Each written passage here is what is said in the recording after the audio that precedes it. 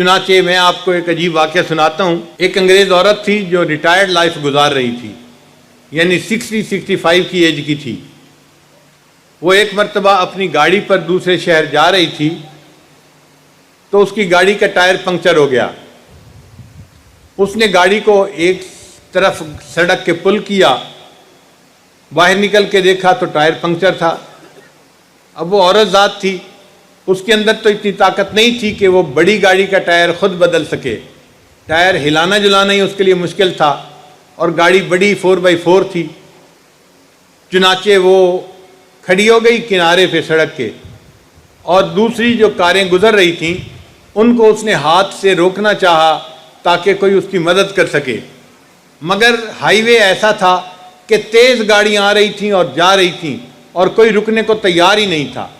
حتیٰ کہ سخت دھوپ کے اندر اس کو پسینہ بھی بہت آیا اور وہ بہت پریشان بھی تھی، اور گاڑی کوئی رک ہی نہیں رہی تھی۔ کوئی 1 گھنٹہ انتظار کرنے کے بعد ایک نوجوان لڑکے نے جو 20-25 سال کی عمر کا تھا، 25 سال کی عمر کا، اس نے گاڑی روکی اور اس نے پوچھا کہ آپ کیوں یہاں کھڑی ہیں؟ اس نے کہا کہ میری گاڑی کا ٹائر پنکچر ہو گیا ہے، اگر آپ میری ہیلپ کر دیں تو آپ کی مہربانی ہوگی۔ اس نے کہا بہت اچھا۔ چنانچہ وہ لڑکا اپنی گاڑی سے باہر نکلا اور آ کے اس نے ٹائر کو دیکھا۔ اس نے یہ بھی دیکھا کہ یہ عورت اتنی دیر سے دھوپ کے اندر کھڑی ہے اور اس کو پسینہ آیا ہوا ہے، اور اس کا چہرہ دھوپ کی جلن کی وجہ سے سخت یعنی سرخ ہو گیا ہے۔ تو اس نے جب دیکھا کہ وہ عورت اتنی تکلیف کاٹ چکی ہے تو اس لڑکے نے اس عورت کو کہا کہ آپ ایسا کریں، آپ میری گاڑی کی فرنٹ سیٹ پہ جا کے بیٹھ جائیں، میری گاڑی کا اے سی چل رہا ہے، آپ اے سی میں بیٹھیں گی تو آپ کی یہ گرمی ختم ہو جائے گی، اور میں اتنا اسٹرانگ ہوں کہ میں اکیلا اس ٹائر کو بدل سکتا ہوں، میرے بارے میں وری نہ کریں۔ چنانچہ پہلے تو اس عورت نے کہا نہیں میں آپ کی ہیلپ کروں گی، اس نے کہا مجھے ہیلپ کی ضرورت نہیں ہے، میں اکیلا یہ کام کر سکتا ہوں۔ تو وہ بوڑھی عورت آ کے اس کی گاڑی میں فرنٹ سیٹ پہ بیٹھ گئی۔ اب وہ فرنٹ سیٹ پہ بیٹھی ہوئی ہے اور ایئر کنڈیشنر کی ٹھنڈی ہوا اس کو لگ رہی ہے، تو اس کا پسینہ ختم ہو گیا، جو دھوپ کی تکلیف تھی وہ ختم ہو گئی، اور وہ عورت دیکھ رہی ہے سامنے ونڈ سکرین سے کہ وہ لڑکا اکیلا اس کی گاڑی کا ٹائر بدل رہا ہے۔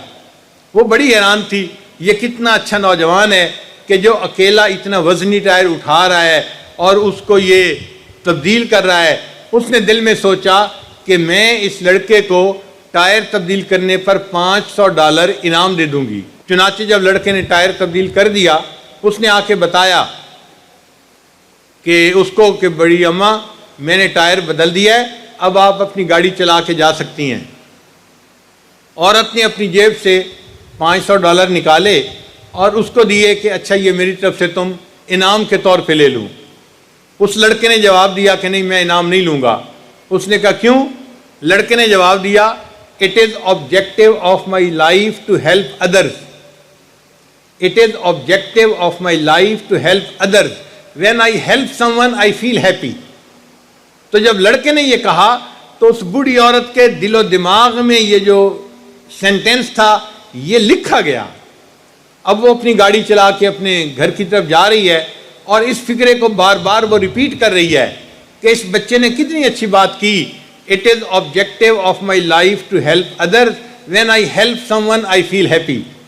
بس میرے لیے اتنا ریوارڈ کافی ہے۔ اب اتنی دیر میں اس بوڑھی عورت نے محسوس کیا کہ اس کو بھوک لگی ہوئی ہے۔ اس نے کہا اچھا جو قریبی ریسٹورنٹ آئے گا میں اس پہ اتر کے کھانا کھاؤں گی اور پھر آگے سفر کروں گی۔ چنانچہ ریسٹورنٹ آیا، وہ بوڑھی عورت اتری اور ریسٹورنٹ میں کھانے کے لیے گئی۔ جب ویٹریس اس کا کھانا لے کے آئی تو بوڑھی عورت نے دیکھا کہ وہ ویٹریس پریگننٹ تھی اور تقریباً اس کے پریگننسی کے کوئی 8 مہینے گزر چکے تھے، یعنی اس کے پیٹ سے جسامت سے اندازہ ہوتا تھا کہ بچے کی ولادت کا وقت بہت قریب ہے۔ اب یہ بوڑھی عورت کھانا کھا رہی تھی مگر اس کے دماغ میں وہی بات گھوم رہی تھی It is objective of my life to help others. When I help someone, I feel happy.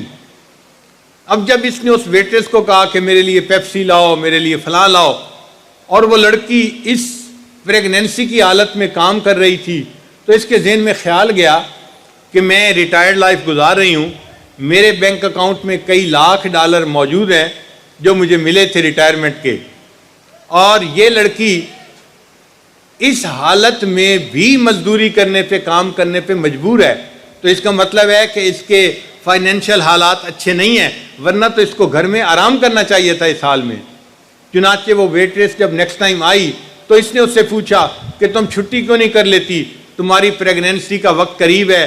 اس نے کہا ہاں 1-2 ہفتے کے بعد میرے بچے کی ولادت ہو جائے گی، مگر میرا خاوند نوکری کرتا ہے اور اس کی تنخواہ اتنی زیادہ نہیں ہے، اور جو ہاسپٹل ہے اس میں $5000 اس ڈیلیوری کیس کے لگتے ہیں، تو میں نے سوچا کہ کچھ دن میں بھی مزدوری کر لیتی ہوں، تو کچھ پیسے میں جمع کر لوں گی، کچھ میرا خاوند جمع کر لے گا، تو ہم مل کے ہوٹل جو ہاسپٹل ہے اس کے بل پے کر سکیں گے، اس لیے میں کام کرنے پہ مجبور ہوں۔ جب اس لڑکی نے یہ بتایا تو اس عورت کے دل میں ہمدردی پیدا ہوئی کہ میرے لیے $500 تو کوئی حیثیت نہیں رکھتے، تو اس کو کیا یہ $5000 میں ہی نہ کیوں ہدیہ دے دوں۔ اس نے اپنا چیک بک نکالی اور $5000 کا چیک لکھا اور ایک لفافے میں ڈال کے اس ویٹریس کو دیا، اس کو کہا کہ یہ میری طرف سے انعام ہے، تم اسے یہاں نہیں کھول سکتی، گھر جا کے کھول لینا اس لفافے کو۔ اس نے کہا بہت اچھا، اس نے اس لفافے کو اپنی جیب میں ڈال لیا۔ اب یہ ویٹریس جب اپنے گھر گئی تو اس کا خاوند بزنس ٹرپ پہ گیا ہوا تھا، وہ واپس آ چکا تھا، چنانچہ ویٹریس نے کھانا بنایا ہوا تھا، میاں بیوی دونوں مل کے کھانا کھا رہے تھے۔ کھانے کے دوران میاں بیوی آپس میں بات کرنے لگے کہ اب ڈیلیوری میں کتنا ٹائم رہ گیا ہے اور ہمیں ہاسپٹل کے بل کے لیے ارینجمنٹ کر لینی چاہیے۔ تو لڑکی نے بتایا کہ آج ایک عورت آئی تھی کھانا کھانے کے لیے اور اس نے آج مجھے ایک انعام بھی دیا۔ تو خاوند نے پوچھا کیا انعام دیا؟ اس نے کہا وہ میری جیب میں لفافہ موجود ہے، میں لاتی ہوں۔ لڑکی اپنی جیب سے لفافہ لے کے آئی اور اپنے خاوند کو پکڑا دیا۔ اب اس کے خاوند نے جب وہ لفافہ کھولا تو اس کے اندر $5000 کا چیک بھی تھا جو ڈیلیوری کا فل خرچہ تھا 100%، اور اس میں ایک چھوٹا سا رکا بھی تھا، پرچی بھی تھی، اور پرچی پہ لکھا ہوا تھا "It is the objective of my life to help others. When I help someone I feel happy."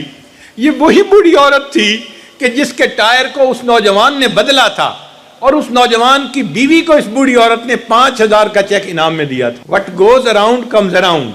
ہم خیر خواہی دوسرے کے ساتھ کریں گے، اللہ تعالیٰ ہمارے ساتھ خیر خواہی کا معاملہ فرمائیں گے۔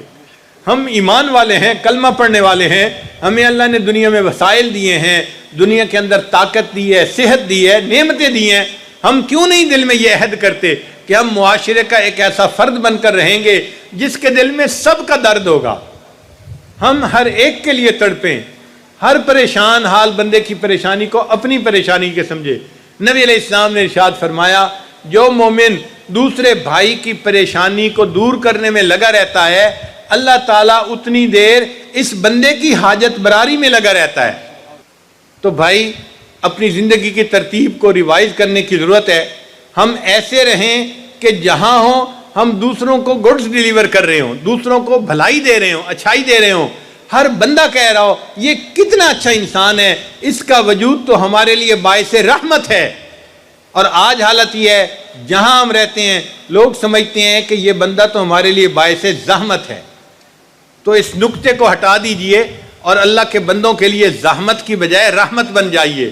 قرآن مجید نے فرمایا وَأَمَّا مَا يَنْفَعُ النَّاسَ فَيَمْكُثُ فِي الْأَرْضِ، اور جو انسان دوسروں کی نفع رسانی کے لیے کام کرتا ہے اللہ اس کے قدم زمین میں جما دیتے ہیں۔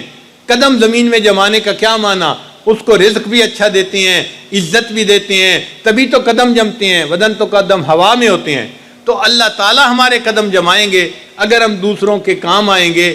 اللہ تعالیٰ ہمیں ہمدردی کرنے والا دل عطا فرمائے اور دوسروں کے غم کو اپنا غم سمجھنے والا اللہ تعالیٰ دل عطا فرمائے۔